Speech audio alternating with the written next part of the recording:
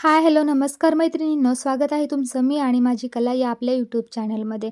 खूप साऱ्या ताईंच्या मला कमेंट्स आल्या होत्या, की तू ग्लू गन वापरतेस? तुझी ग्लू गन जी आहे ती किती वॅटची आहे? ग्लू स्टिक कोणत्या कंपनीची वापरतेस? बेस काय वापरतेस?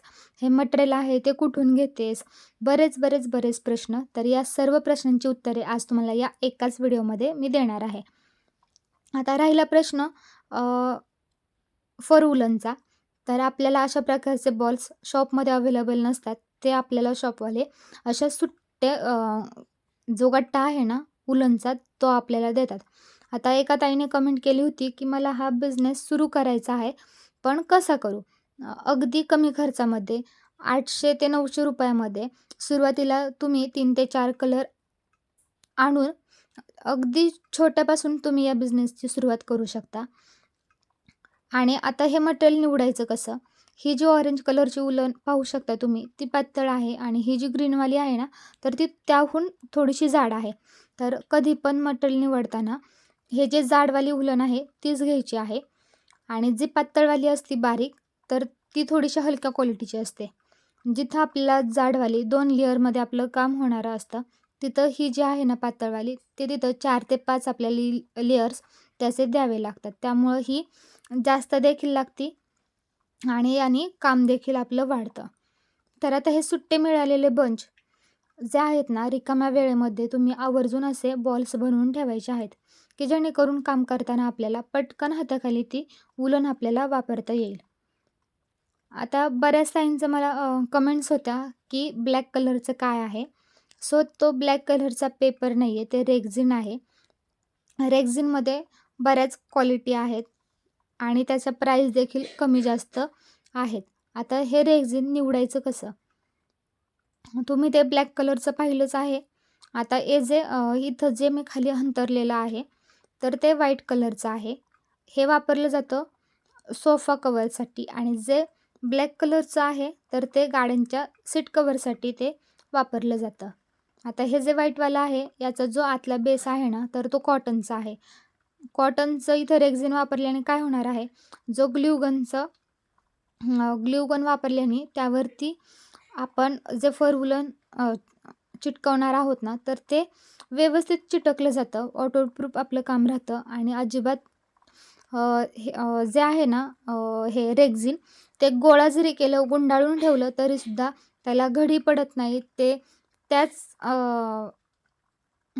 जसं आपण त्याची जी घडी दुमडलेली आहे ना, तर ते तसंच राहत नाही.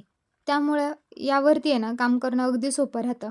दोन्ही देखील बेस योग्यच आहेत. फक्त फरक एवढाच आहे, की जे ब्लॅकवाला आहे ना, तर तो घसरतो आणि जो व्हाईटवाला आहे ना, तर तो घसरत नाही. जर तुमच्या घरात लहान मुलं असतील, तर प्लीज तुम्ही हे जे ब्लॅक कलर्स आहे ना, ते वापरू नका. आता ज्या मी सुरुवातीला आधी छोट्या-छोट्या मी रांगोळ्या बनवल्या होत्या, तर ते कुठं समईआसन, कुठं देवापाशी अशा मी त्या छोट्या-छोट्या रांगोळ्या बनवलेल्या होत्या आणि ज्या मोठ्या रांगोळ्या मी कस्टमरच्या कस्टमाइज करून दिल्या होत्या, तर त्यासाठी हे मी व्हाईटवालंच बेस वापरलेला आहे.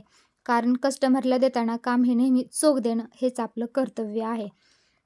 आता मला एका ताईची कमेंट होती, की "ताई तू ग्लू गन किती वॅटची वापरतेस?" तर मी ग्लू गन 40 वॅटची वापरते. आणि पुन्हा एकदा अजून एका ताईची कमेंट्स होती, की जी ग्लू स्टिक आहे ती कोणत्या कंपनीची वापरतेस? तर मला जे माझं ग्लू स्टिकचं पॅकेट आहे, तर ते ₹500 मला पडतं आणि ॲक्चुअली हे होलसेलमधून घेतल्यामुळं मला ते जागेवरती 500लाच पडतं. आता तुमच्या एरिया वाईज त्याची प्राईस देखील ठरते. एक जर का घ्यायला गेलं तर ती काहीतरी ₹10 ग्लू स्टिक सिंगल 1 पीस त्याचा मिळतो.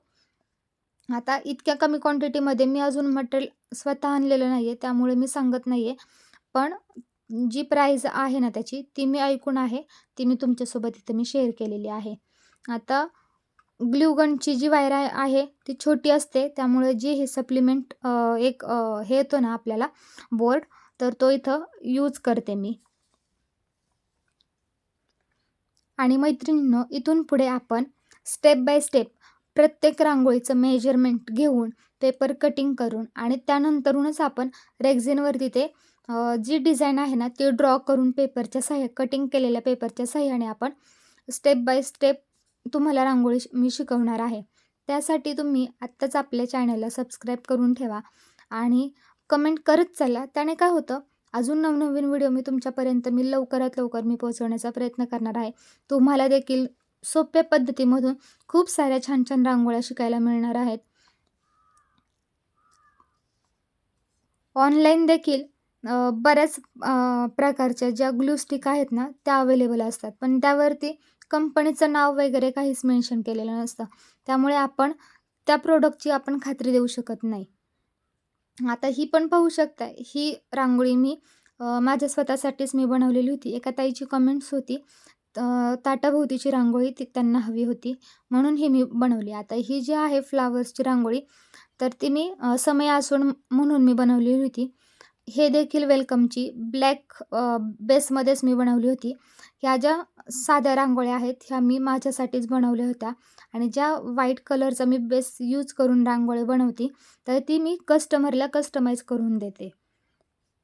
तर हा व्हिडिओ तुम्हाला कसा वाटला नक्की सांगा आणि थँक्स फॉर वॉचिंग.